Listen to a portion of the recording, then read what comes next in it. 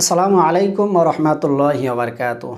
দেশ এবং দেশের বাইরে অবস্থানরত প্রতিটি মুসলমান ভাই এবং বোনদের আন্তরিক মুবারকবাদ জানিয়ে শুরু করছি আজকের এই ভিডিওটা।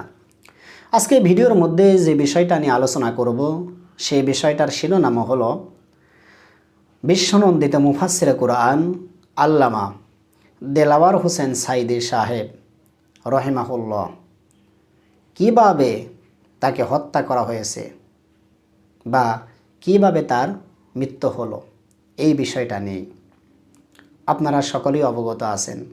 2023 সালেই 14 আগস্ট তিনি মৃত্যুবরণ করেন। ইন্না লিল্লাহি ওয়া ইন্না ইলাইহি রাজিউন। আসলে তার মরণটা স্বাভাবিক ছিল নাকি অস্বাভাবিক ছিল? আগের দিন তাকে যখন জেলখানা থেকে বের করা হলো, তার চেহারাটা কেমন ছিল গোটা পৃথিবী দেখেছেন। জেল থেকে বের হবার পরে গাড়ি থেকে যখন তিনি নামলেন, এমন একটা অট্ট হাসি দিলেন, গোটা পৃথিবী যেন আলোকিত হয়ে গেল। এত সুস্থ মানুষ, একটা সবল মানুষ, তাকে দেখেই বোঝা যাচ্ছিল না তিনি আসলে অসুস্থ। অথচ দেখা গেল একদিন পরেই তিনি ইন্তেকাল করলেন।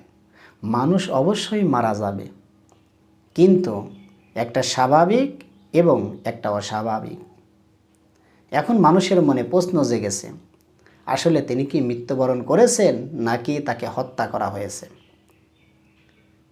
আপনারা সকলেই অবগত আছেন, যখন কাদের মোল্লা, আলী আহসান মোহাম্মদ মুজাহিদ, এরপরে নিজামি, এছাড়াও জামাতের বড় বড় যেই সমস্ত নেতাগুলো রয়েছিল, তাদেরকে মানবতা বিরোধী অপরাধের কারণে ফাঁসি দেওয়া হলো।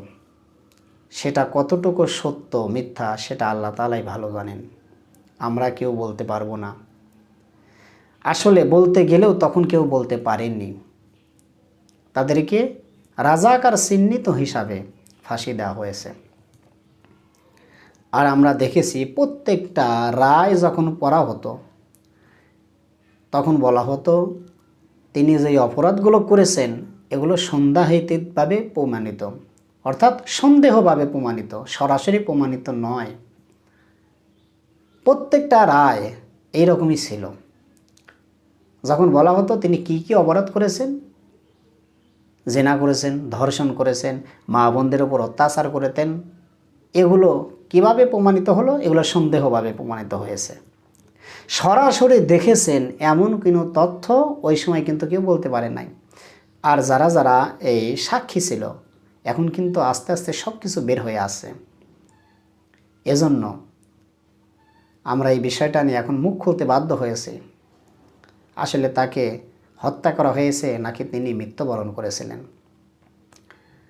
তাকে চিকিৎসার জন্য ভালো একজন ডাক্তার দরকার প্রয়োজন ছিল।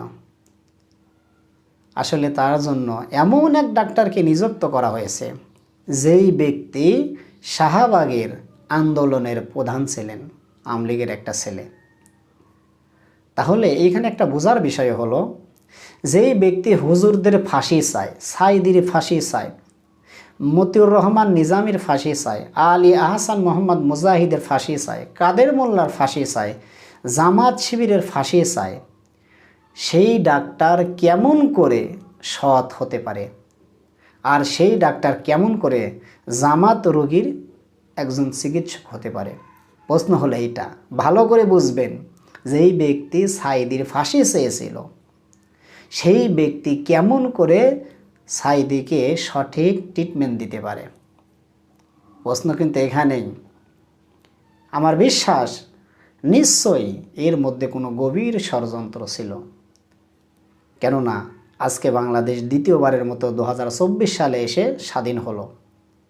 আজকে যদি সাঈদী সাহেব বেঁচে থাকতেন, আমার বিশ্বাস তিনি আবার বের হয়ে আসতেন, আর গোটা বাংলার মানুষেরা তাকে হৃদয়ের অন্তঃস্থল থেকে আন্তরিক মোবারকবাদ জানাতো এবং ভবিষ্যতে তাকে প্রধানমন্ত্রী নির্বাচন করত। তারা বুঝতে পেরেছিল আমাদের সময় হাতে বেশি নাই, আমরা যদি এখন তাকে শেষ না করে দিই তাহলে হয়তোবা আমাদের বিপদ হবে। এজন্যই হয়তোবা চক্রান্ত করে সাঈদী সাহেবকে হত্যা করা হয়েছে। আসল তত্ত্ব আস্তে আস্তে সব বের হয়ে আসবে। পলক সাহেব দেখলেন না, সকালে এক কথা বলে, বিকালে আর এক কথা বলে, আগামীকাল একটা কথা বললে পরশুদিন আর একটা কথা বলে। একবার বলে আমরা নেট বন্ধ করে দিয়েছি, আবার বলে না নেট অটোমেটিকলি বন্ধ হয়ে গেছে, নেটের আসল যে মূল সেইখানে আগুন লেগেছে। এখন সঠিক তথ্য বের হয়ে আসছে নেটের জায়গাতে সামান্য পরিমাণ আগুন লেগেছিল, যেটার কারণে কোনো সমস্যা হওয়ার কথা নয়। অথচ 4 দিনে 4 রকম কথা বলেছেন। ওই সময় কোনো মিডিয়া কথা বলতে সাহস পায়নি, মিডিয়া বন্ধ হয়ে যাবে, কিন্তু এখন সব। এজন্য আমি সবাইকে অনুরোধ করে বলছি, যেহেতু আর 2টা দিন পরেই আল্লামা সাঈদী সাহেবের সেই মৃত্যুদিন আসবে, আমরা চাই এই আগস্টে আমরা প্রতিরোধ গড়ে তুলব। প্রশাসনকে অনুরোধ করব, সত্যিকার অর্থে তার যদি মৃত্যু হয়ে থাকে আমাদের কোনো আফসোস নাই। আর যদি তাকে ষড়যন্ত্রমূলকভাবে হত্যা করা হয়েই থাকে, কারা কারা এর সাথে জড়িত তাদের সঠিক বিচার জনগণের সামনে করতে হবে। এটাই হচ্ছে আমাদের প্রার্থনা। মহান আল্লাহ তাআলা যেন একটা সুষ্ঠু সমাধান করে প্রকৃতপক্ষে যারা সন্ত্রাসী তাদের মুখোশ যেন উন্মোচিত হয়ে যায়, সেই তৌফিক আল্লাহ তাআলা সাম্প্রতিক সময়ে যারা দেশ পরিচালনা করছে তাদেরকে দান করুন, আমিন। ওয়া আখিরি দাওয়ানা আলহামদুলিল্লাহি রাব্বিল আলামিন। আসসালামু আলাইকুম ওয়া রাহমাতুল্লাহি ওয়া বারাকাতুহু।